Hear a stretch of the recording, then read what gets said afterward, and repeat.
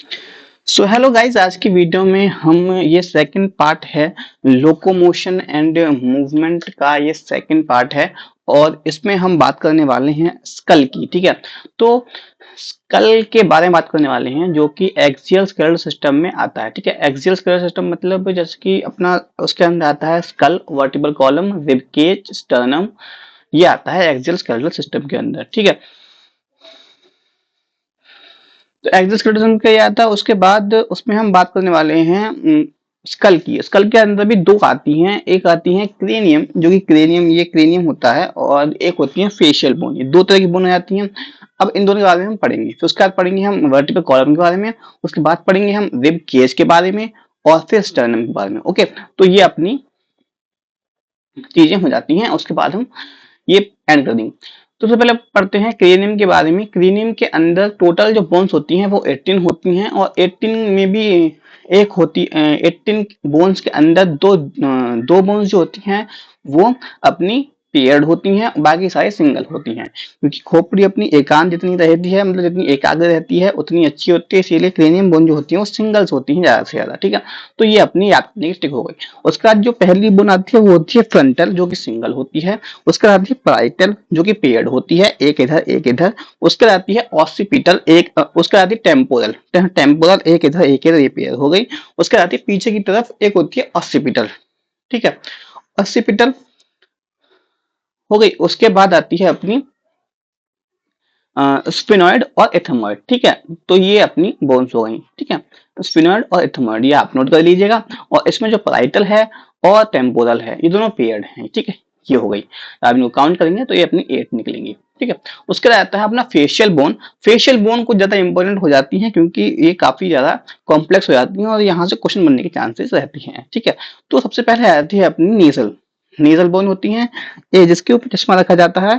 ठीक है, तो एक इधर होती है, एक इधर होती है, ये पेयर होती है। तो फेशियल की जो मैक्सिमम बोन्स होती हैं वो अपनी पेयर होती हैं, और कुछ होती हैं जो सिंगल होती हैं। ठीक है, तो पहले आती है अपनी नेजल। नेजल बोन आती है, नेजल के पीछे जाएंगे आंखों की तरफ, जहाँ पे से आंसू निकलती हैं, उसकी जो बोन होती है उसे हम लेक्राइमल बोन कहते हैं। ठीक है, लेक्राइमल बोन के बाद फिर हम आते हैं इस वाली बोन्स पर।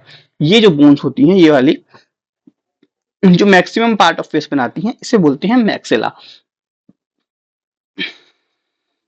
इसे बोलते हैं मैक्सिला। और मैक्सिला के बाद ये जो जॉलाइन वाली बोन होती है इसे कहते हैं हम मैंडिबल। ठीक है, और उसके बाद आता है अपना ये चीक्स की बोन होती है, इन्हें कहते हैं जाइगोमैटिक्स। ठीक है, इतना पार्ट क्लियर हो गया। उसके बाद आती है अपनी एक यहाँ पे अंदर की तरफ, मतलब ये नोच हटा दी जाए तो यहाँ पे अंदर की तरफ एक सीधी लाइन जैसी एक बोन होती है, उसे कहते हैं वूमर। ठीक है, एक वो हो गई। उसके बाद आती है पियर्ड वूम, यहाँ से निकलनी होती है अंदर की तरफ, इसको नोज को हटा देंगे तो यहाँ से दो बोन्स, एक इस तरफ और एक इस तरफ निकल होती है, उसे बोलते हैं कॉन्चा। ठीक है, एक ये होगी। उसके बाद आती है पैलेटाइन, ये अंदर की तरफ जो ये होता है तालू, तालू से पीछे की तरफ जो होती है उसे कहते हैं हम पैलेटाइन बोन। तो यहाँ पे हमारी फेशियल बोन और अपनी जो क्रेनियल बोन है वो कंप्लीट हो चुकी हैं। ठीक है, फेशियल बोन और क्रेनियल बोन जो है वो कंप्लीट हो चुकी हैं। ठीक है, अगर आप वीडियो में देखेंगे, आप नोट करते जाएंगे तो आपको ये लगेगा कि सारी बोन ये है हो गया कि सारी बोन कंप्लीट हो चुकी हैं। ठीक है, उसके बाद आती है वर्टिबल कॉलम। वर्टिबल कॉलम के अंदर जो ऑसिपिटल कॉन्डाइल होता है। ठीक है, तो सबसे पहले उसमें मैं आपको ओवरव्यू दे देता हूँ वर्टिबल कॉलम का। तो उसमें पहले आता है सर्वाइकल जो 7 होते हैं, उसका आता है थोरेक्स जो 12 होते हैं, उसका आता है लंबर जो 5 होते हैं, उसका आता है सैक्रल जो कि अपने 5 होते हैं, सैक्रल जो कि अपना 5 होते हैं, और उसका रहता है अपने कॉकेक्स जो भी 1 होता है। ठीक है, ठीक है। और अब बात कर लेते हैं एट द एम्ब्रियोनिक लाइफ ये कितने होते हैं। At the embryonic life cervical 7 होते हैं, थोरेक्स 12 होते हैं, लंबर 5 होते हैं, सैक्रल 5 होते हैं, कॉकेक्स 4 होते हैं। ठीक है, तो आप एम्ब्रियोनिक लाइफ का एक जगह लिखिए और अडल्ट लाइफ का एक जगह लिखिए। तो ये अपने जब मैच करेंगे तो इसमें काफी सारी बोन्स घट चुकी होंगी, यानी सैक्रल से और 1 हो गई होगी, 5 से, और कॉकेक्स 4 से 1 हो गई होगी। ठीक है, उसके बाद आते हैं फ्यूज हो जाती है अपने। उसके बाद आते हैं ये हो गया सर्वाइकल में अपना मेन पॉइंट आ जाता है C1 और C2 के बीच में।